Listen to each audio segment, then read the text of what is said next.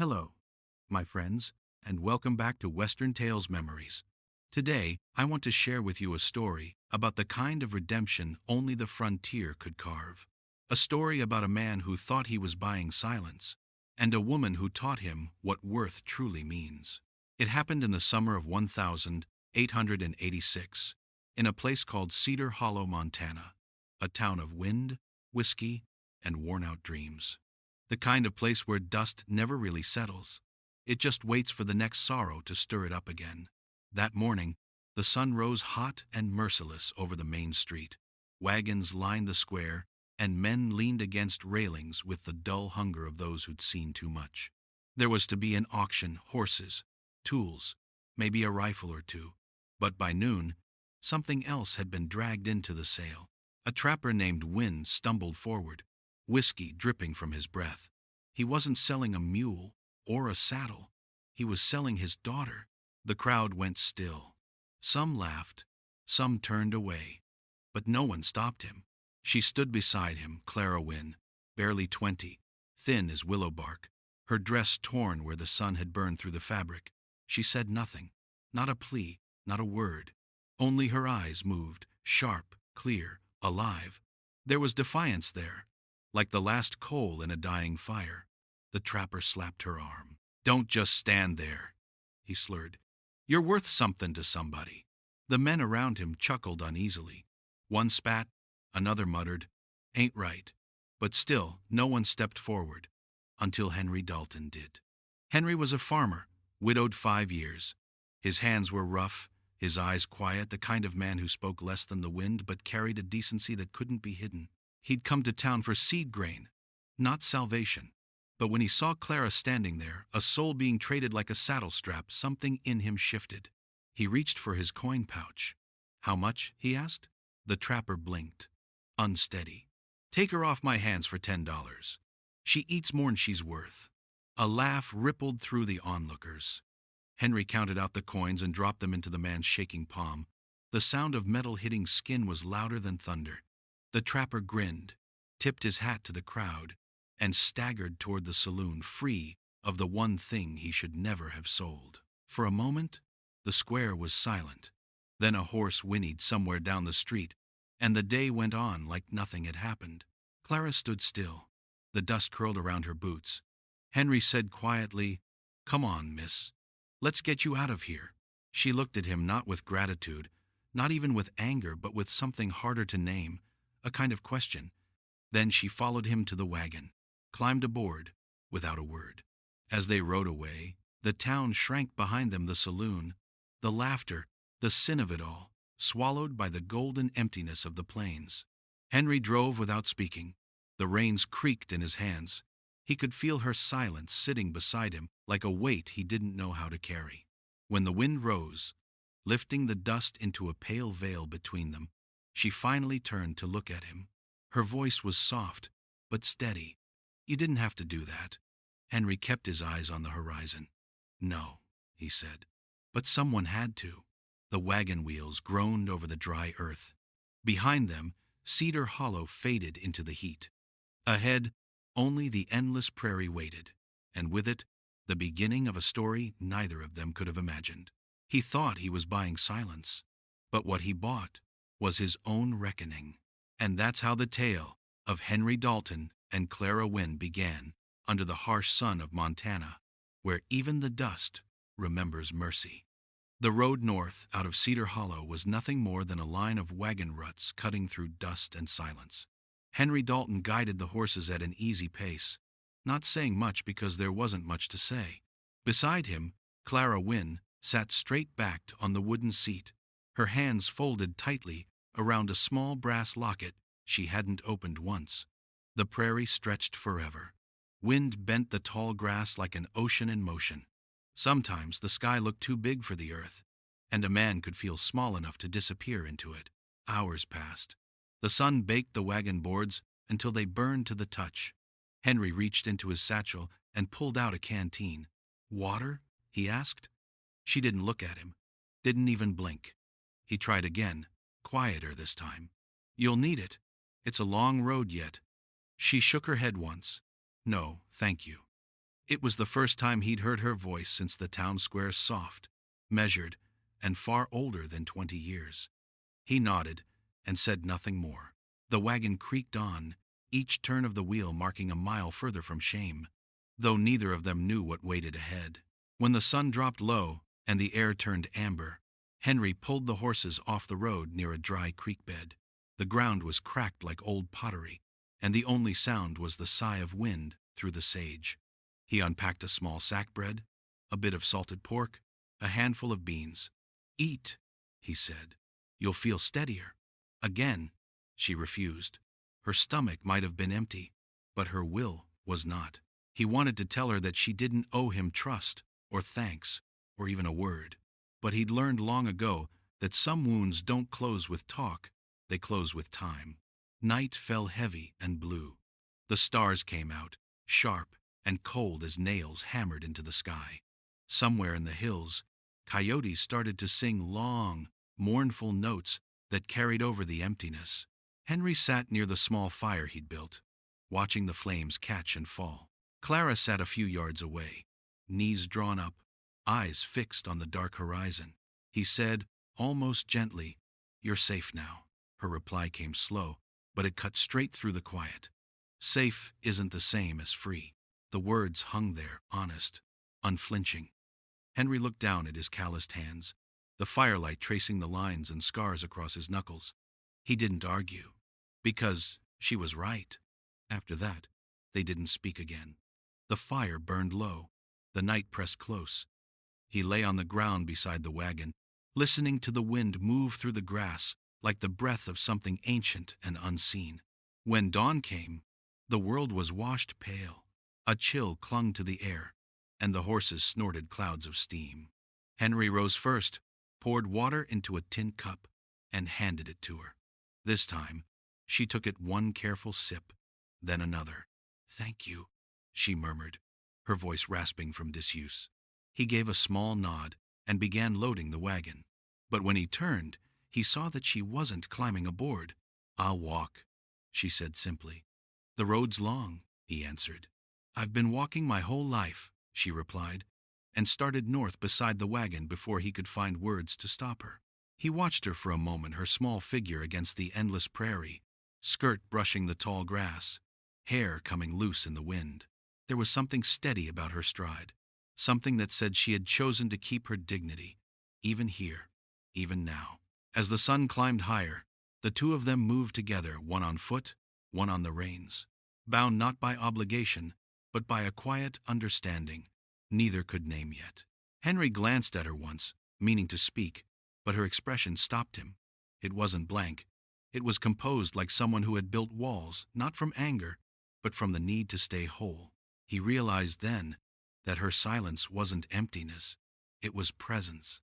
The kind that fills a space, demands respect, and makes a man question the sound of his own thoughts. For the first time in years, Henry felt something stir in him, not desire, not pity, but a strange kind of reverence. He had seen storms break mountains, but he had never seen strength so quiet.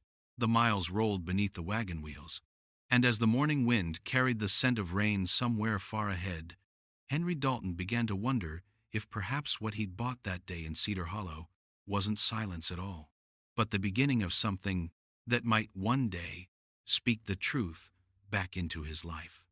The road narrowed as the land dipped toward Blue Willow Creek, a trickle of water glinting beneath cottonwoods and sky. That's where Henry Dalton's farm stood, if stood was the right word, for a house that leaned with the wind and sighed at its own bones. The roof sagged in places. The fences bowed under the weight of seasons. It was a home built on grief and stubborn hands that refused to let go. When the wagon stopped, Clara climbed down without waiting for him to offer help. She looked around, her eyes tracing the cracked porch, the empty corral, the half-mended gate. And though she said nothing, her silence felt like the kind of seeing that cuts straight through paint and plaster to the truth of a place. Inside, the air smelled of dust, ashes, and old bread. The rooms were quiet, too quiet, like a church after the last hymn has faded. On the mantel, a small photograph showed a woman holding two children. The woman's smile was faint but kind. Henry cleared his throat. "My wife," he said softly. "She passed. Years ago." Clara only nodded. She didn't say she was sorry. Somehow, that made it easier to breathe. Two children peered from the doorway: Eli, 12, with his father's square jaw and a glare too old for his age, and June, 9, hiding behind his shoulder, curious but gentle-eyed. "This is Miss Wynne," Henry said. "She'll be staying a while." Eli's voice came sharp. "We don't need help." Henry's gaze was steady. "We do." Clara met the boy's stare. "Then I'll try not to get in your way," she said simply. June tugged on her brother's sleeve and whispered, "She talks nice." The first days passed like cautious weather. Clara spoke little. She swept, cooked, mended, scrubbed. No fuss, no questions. Just quiet motion, the kind that restores a place without anyone noticing until the air smells cleaner and the floor creaks softer. In the evenings, she'd stand by the sink, washing dishes while the wind brushed the curtains. Henry would find himself listening not to her voice, but to the rhythm she brought.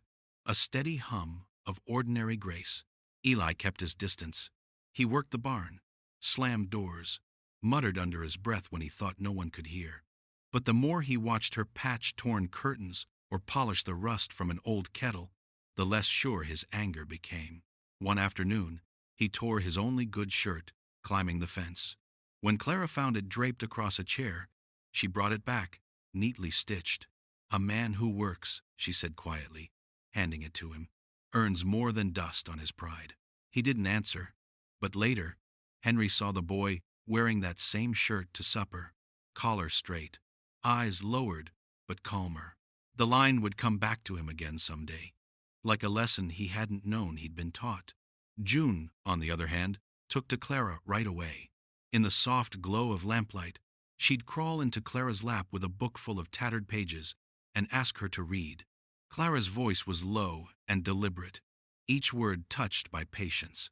Sometimes Henry would linger in the hallway, leaning against the frame, watching the two of them under the golden flicker of the lamp, his daughter's hair shining, Clara's face serene. He didn't know when exactly it happened, but the house began to change. The air didn't feel so hollow. The walls didn't echo as sharply. There was laughter again, small at first, then real. Even the mornings felt different. The smell of baking bread replaced the sour scent of neglect. A vase of wild flowers, nothing fancy, just color and care, appeared on the table one day, and Henry found himself smiling for no reason at all.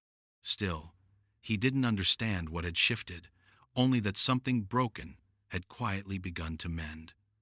It wasn't a miracle, not the kind preachers talked about on Sundays. It was slower, humbler, like frost melting under the first light of spring. Sometimes, late at night, when the wind whispered against the shutters, Henry would stand in the doorway of that small room, once his wife's, now Clara's, and see the lamplight glowing faintly through the crack beneath her door. He'd think of the long road that brought her here, of the silence she carried, and of how peace could walk into a man's life without asking permission. He didn't call it love, not yet.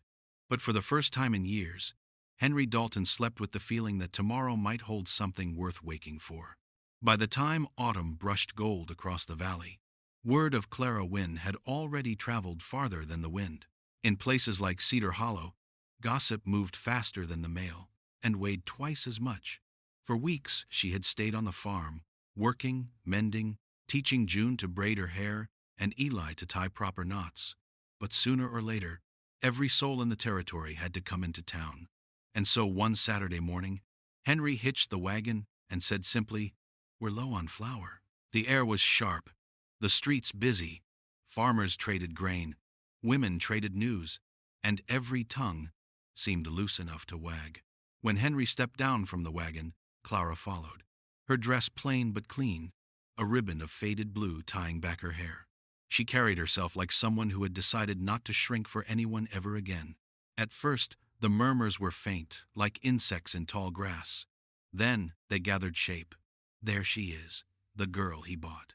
Dalton finally found a bargain. "I heard he paid less than a saddle." Henry heard them too. He didn't speak, but the muscle in his jaw tightened. Clara kept walking beside him, straight-backed, unhurried. Her silence wasn't weakness.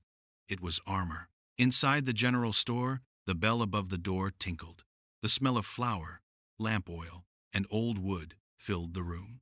Behind the counter stood Mrs. Fairchild, the banker's widow, a woman who wore judgment the way others wore perfume. She eyed Clara like she was measuring fabric she had no intention of buying. "Well," she said, loud enough for every shopper to hear, so the stories were true. Mr. Dalton finally brought home his purchase. A few chuckles rippled through the room. Someone pretended to cough. Another looked away. Clara didn't move. She simply met Mrs. Fairchild's stare, calm as still water. Her hands rested at her sides, her shoulders unbowed. That quiet poise did more than words ever could. It unsettled the room. Henry set the sack of grain on the counter with deliberate care. His voice, when it came, was low but carried the weight of a hammer striking iron.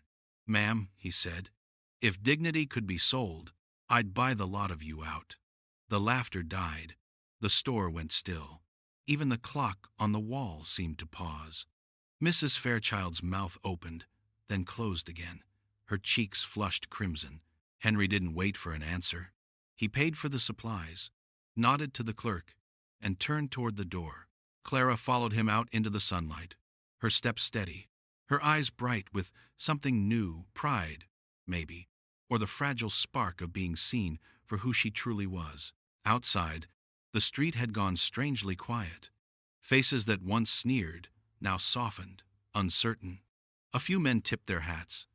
One woman smiled, hesitant but sincere. As the wagon rolled away, the wind lifted a swirl of dust behind them, erasing footprints, erasing words. Back on the farm that evening, the house smelled of stew and wood smoke. Eli argued with June about chores. Henry mended a harness, and Clara stood by the window, watching the last light fade from the hills. When Eli said something half funny and half foolish, she laughed. It wasn't loud, just a quick, startled sound, as if laughter had been waiting too long and forgot how to behave. The room stilled. Even Henry looked up, caught off guard by the gentleness of it. It was a sound clean as spring water, the kind that makes a man remember there's still good left in the world. Later, when the children had gone to bed and the night wind tapped softly at the panes, Henry sat alone by the hearth, thinking of that moment. He realized he'd lived years without laughter, his or anyone else's, and hadn't known how heavy silence could become until it broke. He leaned back in his chair, listening to the creak of the house and the faint hum of a woman's voice in the next room, humming a tune older than memory. The warmth that filled him wasn't the fire's doing. Out there, somewhere beyond the dark fields, the town of Cedar Hollow still whispered its stories. They could keep them. Henry Dalton had his own. The town saw a purchase. He saw a beginning. The summer that year came hard and dry. By late August, the grass around Blue Willow Creek had turned the color of old parchment, brittle enough to burn from a single spark. Every morning Henry watched the sky for rain and saw only more heat. Every night the horizon glowed faintly red from distant fires that never quite reached them until the night it did. It began with thunder that had no rain behind it, only anger. A bolt split the far ridge, and for a moment the world turned white. Then came the smell, sharp, bitter, final. Smoke. Henry stepped out onto the porch and saw the fire climbing fast across the hills, racing the wind. By the time he shouted for Eli, the first embers were already floating down like dying stars. He and his boy ran for the barn. The animals screamed inside the sound of panic, pure and wild. Henry grabbed a bucket, but he might as well have been throwing water at the sun. The flames were alive, hungry. "Get the horses!" he yelled. Eli hesitated, eyes wide with terror. "Pa, it's too much!" But Henry was already in motion, pulling open the doors, choking on the smoke that rolled out like a wave. Through the chaos, he didn't see Clara until she was already inside, skirt hem dark with soot, face streaked, moving through the haze with calm fury. She wasn't screaming. She was leading.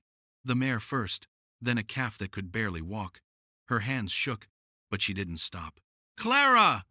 Henry shouted, but his voice vanished into the roar. For one endless second he lost sight of her, swallowed by the smoke. His heart stuttered. He plunged in after her, feeling heat claw at his skin, the air thick enough to chew. He found her near the far stall, one hand on the horse's neck, coughing so hard she could barely stand. He grabbed her arm and pulled her toward the door, dragging both of them through fire and ash until the cool night slapped their faces.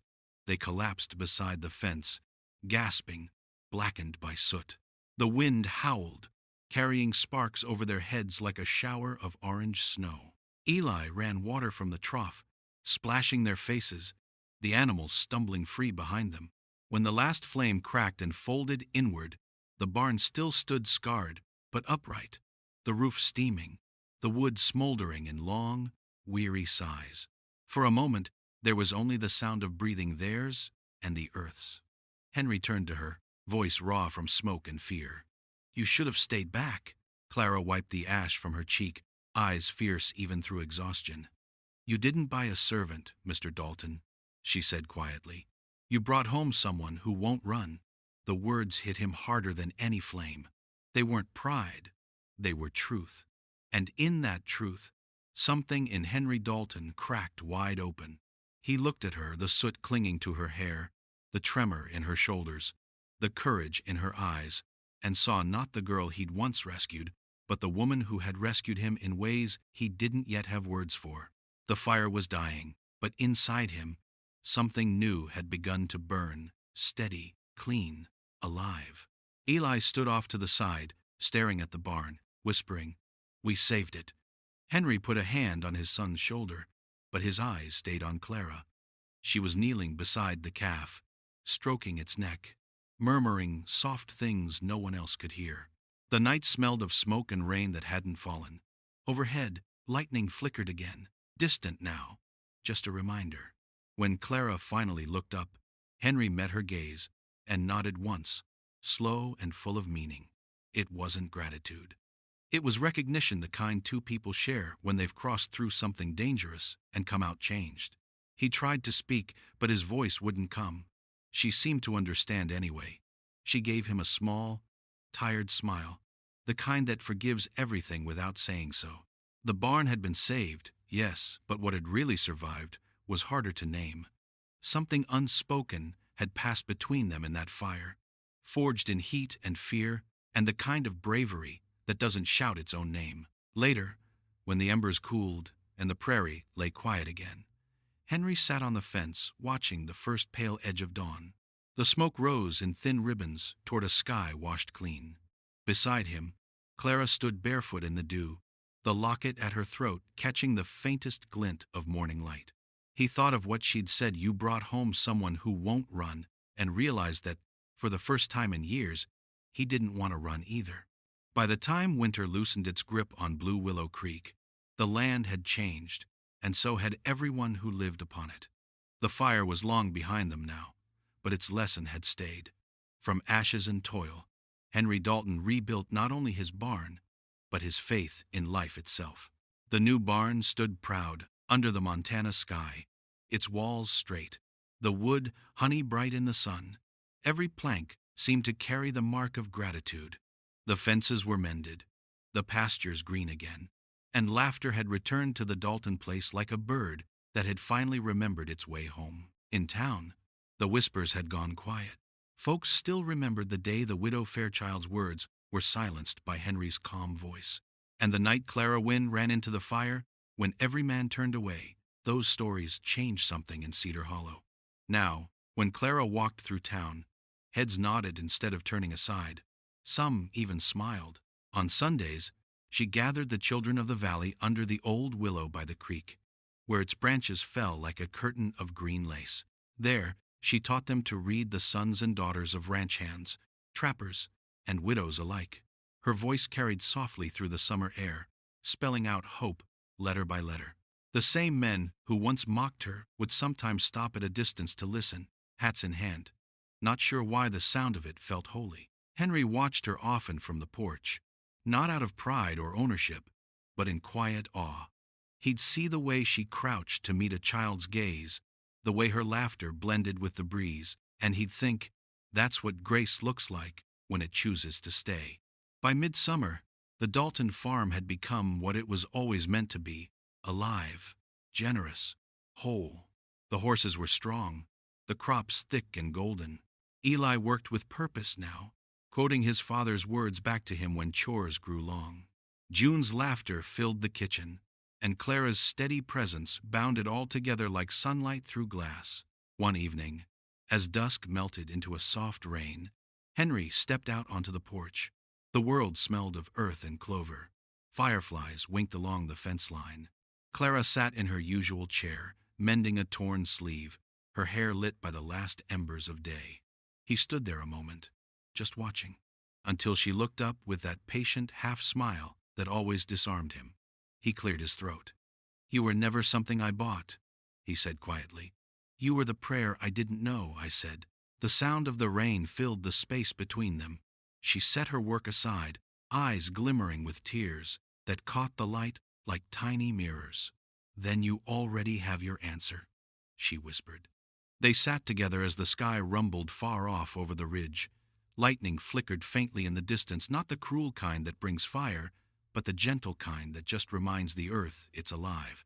His hand found hers, rough skin against smooth, old scars meeting new grace. Neither spoke. They didn't have to. For a long time, they simply listened to the horses shifting in the barn, to the creak of the porch, to the sound of rain finding its way home to the soil. The silence between them was no longer heavy. It was full of all that had been lost, and all that had been found again. And as the night settled around the Dalton farm, a voice steady and sure carried through the wind one final truth. In a land where worth was measured by cattle and coin, a man found his soul in the quiet strength of a woman who cost him nothing and gave him everything.